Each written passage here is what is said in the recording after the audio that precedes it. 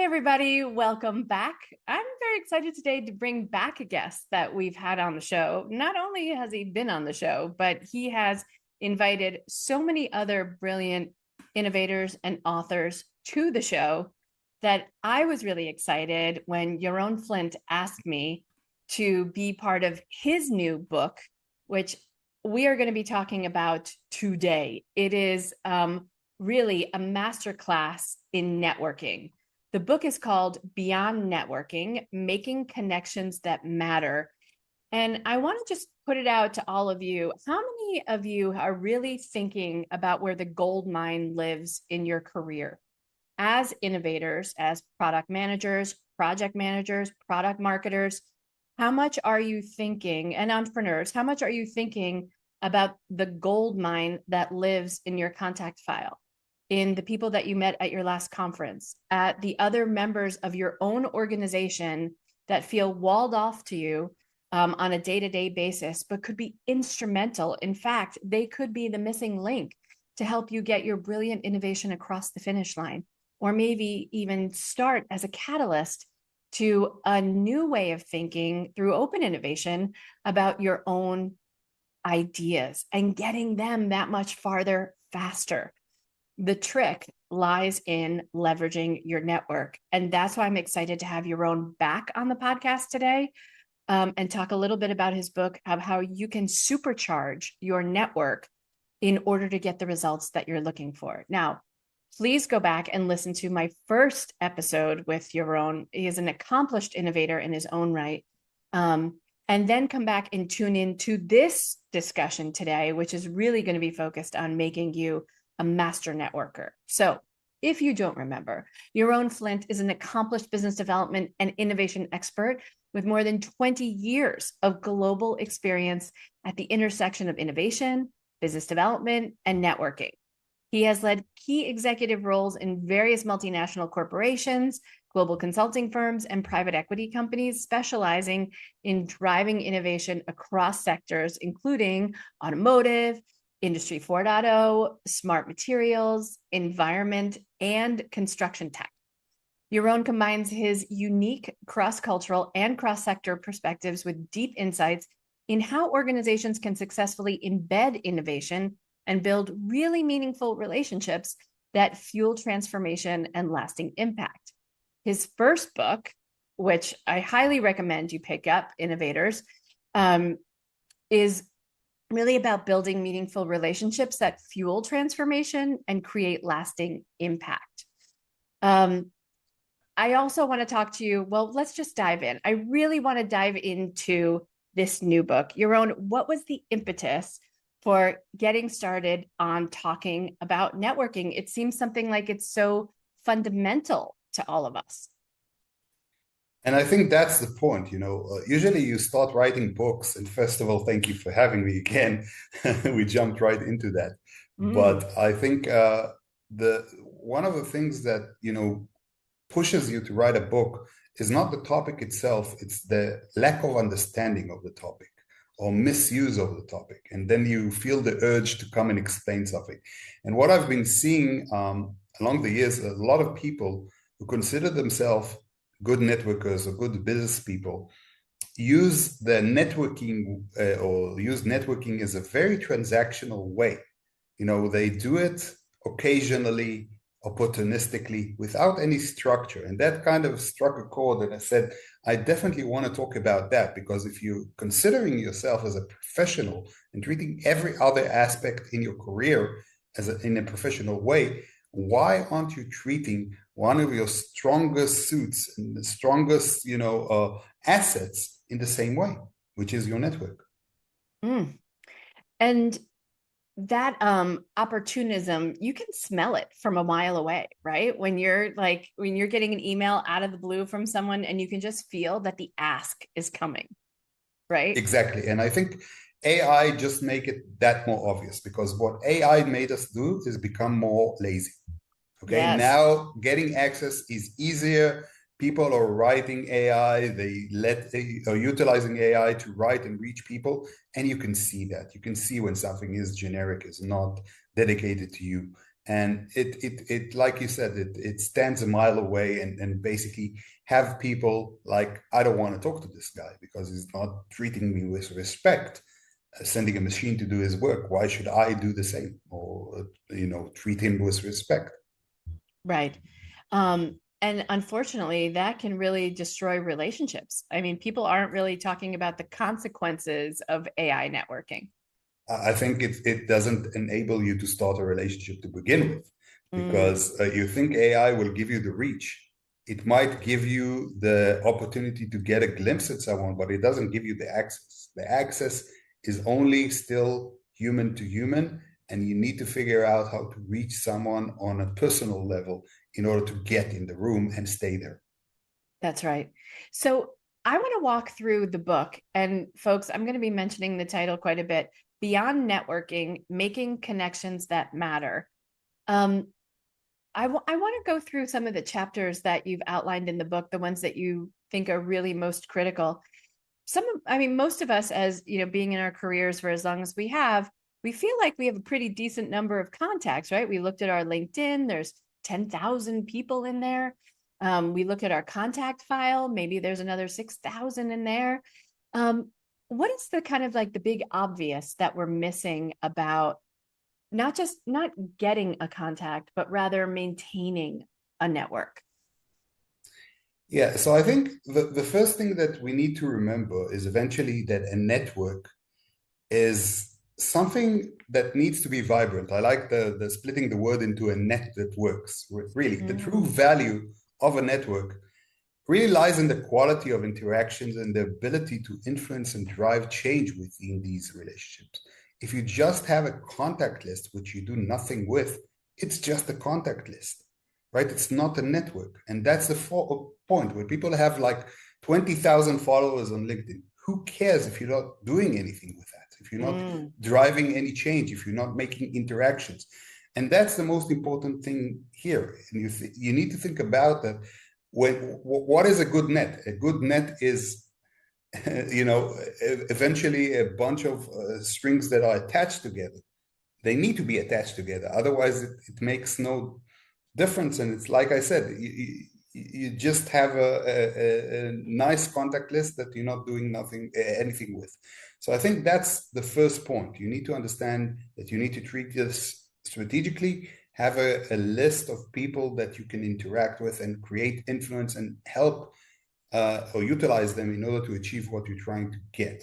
And the second point, like you mentioned, is the maintenance part, which I think is something that people neglect a lot, which is that always running after the next big thing, the next big interaction, where they're not working on maintaining the ones they have. So you're gaining a lot of followers, a lot of new people, while the true value lies within the people you're not interacting with. So I think this is kind of a crucial element that people kind of neglect because it's the hard work and it doesn't show the immediate results of how do you really not only grow a network but maintain it. Because let's be frank, if you're not able to maintain your network, it's totally worthless. So how do you do that in a way that doesn't feel creepy or over the top or feels like someone's always knocking on my door? Like, what does that perfect, connection, maintained connection look like? And I think it all starts from a point of understanding that this is eventually a human interaction, right? And that's the point. When you're interacting with people, the thing that people want is to be perceived as someone valuable. They want to be connected to someone who they feel respects them and provides them value. And that's the point. Maintaining a network is not about the hard work of reaching out, keeping in touch, asking questions, because all of this is kind of focused towards one thing, and that is giving the other person on the other side the feeling that you care. So start from that. That's the Mm. point. The first engagement that you have, give them the genuine feeling that you care. And then you don't need to do all these running around and maintenance. It's kind of like turning your tactics into strategy, and not the other way around. So really focus on the connections that you're forming. Give them attention, understand what really makes the other side tick and what kind of value you can create immediately to him, and start by doing that. Once you've done that, it's kind of like a gardening, right? That you don't need to take care of it all the time, but you have a resilient plant that you need to come every now and then to water, and not every day. So is that finding an article that you think the person might be interested in and sharing it, or what are some examples? So secret sauce, right? So I give basically in my book, and that's a great chapter called a toolkit. I give like 8 or 9 really actions that every networker should have and utilize. And one of them is what I like to call the giveaway stash. And a giveaway stash, if you think about it, is kind of building the same way a business development will develop, because you're looking at the long run. You're creating a lot of points of connections that you might be utilizing in the future. So, gaining like specific contact details, decks, market research, which you can then relay very easily when someone is looking for it. So a person who wants to connect to someone and you say, yeah, here's his phone number, here's his email, doing it very, very fast, will give him the value that you're working for him when you're not really doing anything, because you have already kind of like all of this is a library that you reserved, and the market research and decks. So I have, I think, the most extensive library for decks of startups that I encountered. And everyone now and then someone comes to me and asks me, did you ever meet a startup that does this or that? And I said, yeah, here's the deck. So that creates a lot of an opportunity to really get in contact very, very fast with the people you know. Another good thing, and I'm not going to go through all of them, but I think this is a really, really good practice, is to have a designated person whose experience and is exceptional in everything you're not. Which means, let's say you're an expert in the automotive, but you don't know anything about material science, construction, aviation. Have an expert in each and every one of these domains as a good contact detail. And then when you're looking to educate yourself on something, it's just a phone call away. And you can get a lot of insights extremely fast, much faster than all your competition. So if you're building this network in a strategical way, in a deliberate way of making these connections, it just helps you along the way, and it creates an easier path to get and influence others. And I'm so curious because like so many people are using AI, right, to try to make this connection work, and probably killing a lot of connections in the process. Is there what is the role that AI has in helping us network better, if any?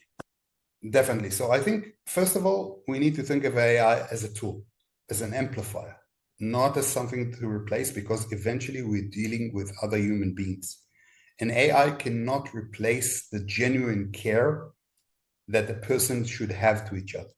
It can give you a lot of insight on the person you're about to meet. So I usually use AI to get access to people, to really understand who are the people that I want to meet, let's say in events.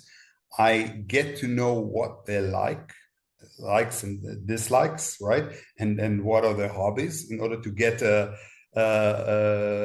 some kind of knowledge before and have a good conversation. I can give you a great example for that. And kind of like investigate before, who are the people that I want to meet and what are the things that they would really want to talk about, because that would give you a way in.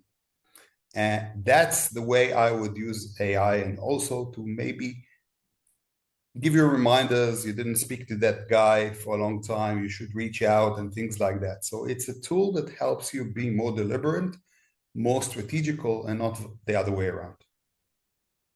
And what about the follow-up? Do we use our CRM systems to help us with our network maintenance?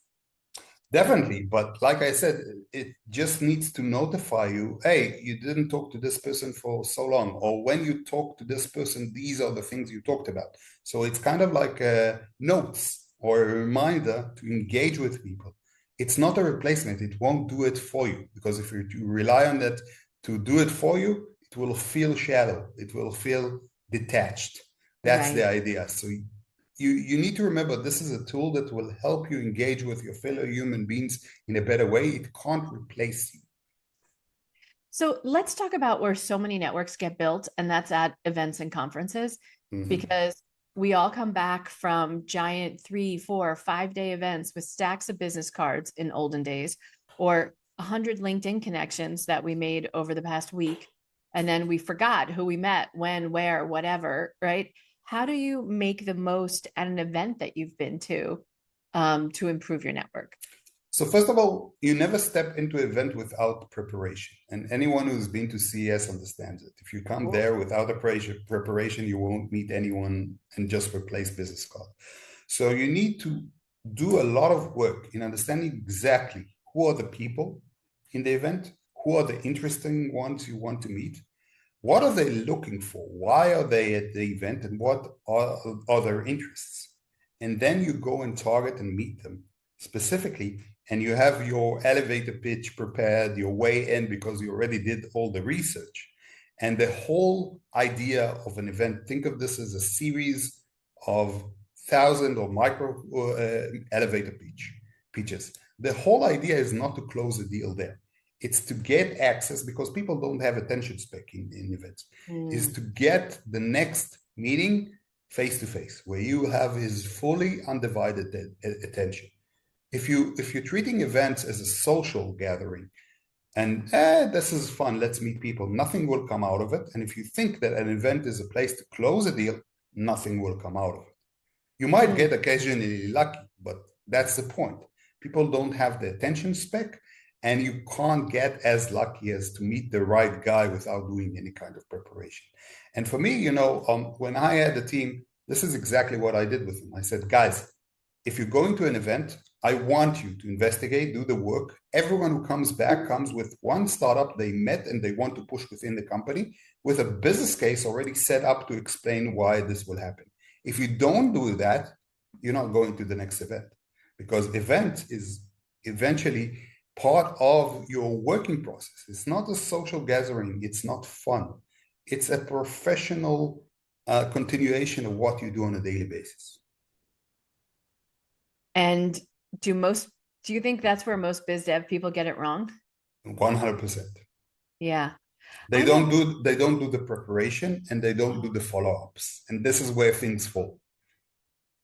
and I find before I go to an event, the first thing I do is I connect as a speaker. I connect with all the speakers. And I say, "Hey, it's so great to be sharing the stage with you at insert event X name.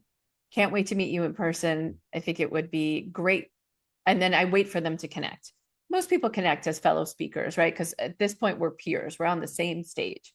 And the next is I say, "I'd love to have a cup of coffee during the breaks with you," right? If I'm at a conference, or maybe we can grab some time to chat for, during, or after, right? Day one, day two, day three, etc. Am I doing it right? I think you are doing it intentionally right, but here is how you can amplify it. Because Okay, what you need to do is to look at the list of the fellow speakers and find out the ones that are most interesting for you, for not sure. all of them. Mm-hmm. And these guys who are most interesting for you, investigate and look at their background. What are their hobbies? What do they like? What are they dislike? What do they do? And then when you write an email to them and saying, I want to meet you, and they say, oh, I saw you that you like 1, 2, 3, 4. I like the same things. Maybe you can meet and talk about that. No one will say no when you talk about a hobby that he likes to talk about. And that's Mm. your way in. So, to get engaged with the interesting people, you need to do the hard work rather than set a generic format that will hopefully land with someone, because that's the difference between spray and pray and being targeted. Yeah.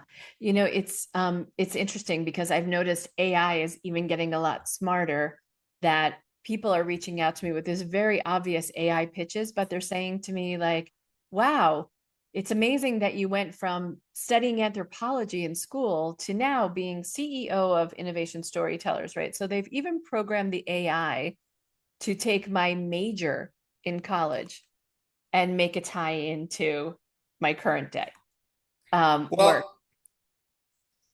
I agree that AI is getting better in this, but you can occasionally come across some stupid things. For example, this is funny. I got like a while back a notification. So I was working in Stanley Black and Decker in the open innovation there, and I'm also an author. So I got a message from a company that does shovels and excavators saying, as a known author, maybe you need an excavator in your daily work. And it's so obvious that they were looking at the what I did in the previous position and not relating it to the one that I'm currently having. So I think that's where AI gets it wrong. It looks Right. but it can't really connect specifically if you're moving between sectors. If you are having the same progression in the same sector, kind of HR, and they can see the progression in the same way, they can come with a very nice pitch to you. But if someone moved between sectors or between positions, he won't know how to correlate between them. That's At right. least Well, now. you need to shovel all the bullshit out of the way, Yaron, with that. You probably do need an excavator for all these awful pitches that you get. Never thought about it that way. Maybe useful, maybe useful. You're just not seeing the whole picture of what that excavator really do for you. So many of my listeners are innovators themselves who, 9 out of 10 great innovative ideas don't make it across the finish line, right? Mhm. And how do we go back to some of our network partners where we've experienced challenges before, where we've maybe had a tough row together before, but we really need them in this next new project? We need to go back to a well that maybe isn't so clean. So I think that aligns a lot with the theme of the podcast, basically being a good storyteller, okay? And being a good storyteller is not just the ability to tell a story. It's the ability to relate to your audience and understand exactly what are they looking to hear. And here is where a lot of innovation, initiatives fall. It's not because the startup is not good. It's not because the initiative is not good. It's because there's a mismatch between what the innovation manager is trying to explain and what the manager or the CEO or the C-level is expecting to hear, right? And that's the mismatch, because you're focusing on startup engagement and how do you create more and interesting technologies. And he's all about, okay, what's the bottom line and how does this improve my business and things like that. So I think once you figure it out that you did the story wrong, you can always go back and do the story right. But that's the point. You need to really think about what did you do wrong. And this is one of the things a lot of innovation managers in general fail at: lessons learned. Guys, people learn from what you did wrong, learn from what you did right. This is something that the science, I would say, sector learned very well. Science would never progress if a scientist would never learn from the people who came before him what went well and what didn't work well. Why aren't you doing the same and applying the same thing for business? Learn about what you did right and what you did less well. And then the next time, try to do it better. Try to understand what you did wrong. And then you can go back and say, you know what, when I pitched it last time, I was missing 1, 2, 3, 4. Here is where I fill it in. And the other side would be more appreciative because he sees the progression. The worst thing that you can do is come back and present exactly the same thing over and over. That's exactly the differentiation between being stubborn to being someone who's trying to push and advance an idea, right? Stubborn is basically doing the same thing over and over and expecting different results. I think that's the definition for crazy. Could be. I think that's what Einstein said, right? That was Yeah. the definition for crazy. But yeah, if you're stubborn in that pursuit, you're never going to kind of take it to the next level. It makes total sense. So stubbornness is not persistence and perseverance. Persistence and perseverance is really understanding where you're wanting to get to and trying to adjust along the way and looking for different routes. It's not trying the same thing over and over. So this is what you need to remember. When you got a no, this is just a closer way to a yes, right? Because you know now what didn't work. which gets you closer to what will work. If I listen to anyone who said don't do this, this will never happen, um, I would never get anything accomplished, right? And I remember very vividly that I tried to push an ESG topic within German 150-year-old German material science manufacturer. It doesn't get much harder than that. Everyone said, Yaron, you're totally wrong. Nothing will get out of it. Eventually, we succeeded and got prizes out of that. So, it's all about learning along the way what is working, what is not working, and adjusting in order to improve yourself and do the presentation that much better. So can we just talk about the awkward for a minute? Because networking in person for a lot of people, especially all my awesome scientists, tech folks who, might have been more on the technical side of life and feel really comfortable with data, a little less comfortable with storytelling, and even less comfortable still with walking up to total strangers at an event and introducing themselves. How do we, what are the basics of overcoming some of the socially awkward parts of this process of good networking? So I think this is a funny coincidence because, well, you did read my book, so it's part of that, if you saw in the appendixes, where I basically talk about the difference in your personality and how to basically utilize that. So I think one of the misconceptions is that in order to be a good networker, you need to be an extrovert.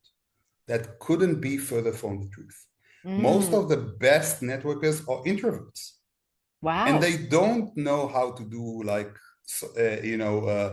small talk and things like that. But they have a really strong suit of observing, of seeing the other side, of understanding what will hit when they talk to it, of connecting to other introverts because they don't look to talk to people in the events. So, you need to understand, first of all, what you are and utilize it to your own benefit. If you're an introvert, you do a lot of analysis, right? So utilize it before the event of understanding who do you want to meet. Separate it into series of mini meetings. Have a great understanding of who you're going to meet and what would interest him. Start talking about that. Not doing a small talk. You're already jumping into something that the other side finds very, very interesting. Seek out other people like yourself and think about introverts. If you're looking for other introverts in an event, they are standing in the sidelines waiting for someone to come to them and talk, right? That's exactly your way in. And it's not like extroverts who are the center of all attention, people are coming to them. So you can basically utilize this to your advantage and understand exactly what are your strong suits in order to exploit them. And appendix number 4 in my book is exactly how do you utilize it being an introvert, ambivert, and extrovert in order to achieve and become a great networker. Yeah, I'm sure you know that very old joke, right? How do you tell an introvert versus an extrovert at a tech conference? The extrovert is looking at your shoes, not his. So find the other people in the room who are staring at their shoes. You will find kindred spirits of meaningful introverts who are dying for somebody to talk to. And you can be the one to break the ice, right? It's not exactly. And if you did all the already in advance, all the the gathering of knowledge and the work and analysis and understanding who they are, you also have an advantage because you can approach them and talk exactly on something that they are interested in. That's right. And maybe come prepared with a couple of things to talk about, right? What's Exactly. happening at the conference that day, what's going on in the industry. We all have these amazing computers in our phone, right? Yeah. That include the funniest meme I saw today, right? That includes the headlines of whatever, whatever thing that Elon Musk is doing today is an easy conversation opener. And you get to see where people live on either side of the issue too. Exactly. And I love what you said. Come prepared is the key element here. So I want to go to the last phase of your book, which I think is really fascinating, which is how do I turn network into community? And that's a whole different thing, right? A network is a loosely joined group of people who are operating together out of mutual convenience, sometimes of mutual benefit, but taking it up to the next level of a community and having a community of people around you is a whole different thing. How do you do that? So I think let's start from a point of this is exactly what we've missed along the way. Because when we were, a while back, prehistoric phase, when we were in the Stone Age and things like that, humans created communities in order to achieve a common goal that they couldn't do by themselves. Why? Right? This is why they formed communities. And that's the definition of networking. So we kind of lost the ability to connect with our fellow human beings and try to achieve something that is greater than what you can achieve by yourself. And I think modern networking is going back to that understanding eventually, that in order to achieve something, you need to go back to something that we had like thousands of years ago. and we didn't even notice that we had that, of connecting with fellow human beings. And I think if you look about that, that's exactly the natural progression, because you start, and I talk about it in my book, you start from your close circle, then you run into another circle, a cross sector, to meet other people. Then you start really doing something within these circles, but you're still participating in something that someone else built. And the next big thing is build something for yourself. So you're seeing the gap, you're seeing what's missing, and you build the community around it in order to achieve and fix it. Yeah, and I think the more connections that we make of people of mutual understanding. Like I do this all the time. I create emails introducing two people who don't have anything to sell each other. And it just says two brilliant innovators need to meet. And I just put their names at the top and say, I hope your ears were ringing. I was talking to so and I was thinking about you. I think you should meet this person because he's amazing for the following three reasons. And you're the master of doing this, Yaron. You've introduced so many great podcast guests to the show. And it's just when you have those fleeting moments, when you get those sparks where you're like, oh, I had a great conversation with so, completely different industry, completely different touch point, but you just think there's a connection to be made. That's the town square that we're all craving, where you're just walking past someone at lunch and go, oh my gosh, you have to meet so who I just had lunch with. It's just that there's more distance, there's more space between us, but don't give up on the impulse when you have it, because real magic happens in those moments, don't you think? It's even more than that, because in our being, we are social creatures. We are eager and want to meet other people. And the reason is we want to meet other people who make us feel good and help us achieve what we're aiming to do. So when someone sees this and really has the understanding of two people who meet together are able to achieve something that is bigger than them, definitely, amazing things can come out of that when they connect the people together. And like I said, the whole idea of a networking is gathering together in order to achieve something that you can never do by yourself. That's the idea. Otherwise, you would do it by yourself, right? It's a team effort, networking. And that's exactly the point. So I think the most interesting thing is, or for me, when I introduce two people and understand that, or see that something amazing came out of it, and look back and I say, hey, I made that happen. That's an amazing feeling. Yeah, it's a mitzvah, as we would say. It's more than that. It's kind of like your core being. You get your fuel out of that, right? When you see like things that you made happen, achieve greatness, even if you're not part of it, but you made the initial introduction, you made the initial spark, if you want. That's what drives you forward. And I think this is something a lot of good networkers are missing, when they're not doing these kind of connections between people they know. They know how to engage with people, they know how to maintain their network, but why aren't you keeping your network or your environment alive? Why aren't you introducing that to each other? Why aren't you creating gatherings and creating these kind of achievement and events that can amplify everything that you have? That's right. Yaron, it's been so fabulous talking with you as always. If people want to pick up beyond networking, making connections that matter, um, where can they get it? And That's the point, like we said, today in the digital age, it's so simple. If in past, if you wanted to get a good book, you needed to go to a bookstore, maybe order it, wait for 2 weeks. Now you just have Amazon. You get the book in 24 hours, right? That's the easiest way. fantastic. And don't forget to check out Yaron's other book, Innovative Business Development, Implementing Transformation from Within. Yaron, thank you so much for joining me on the show today. Thank you for having me again. My pleasure.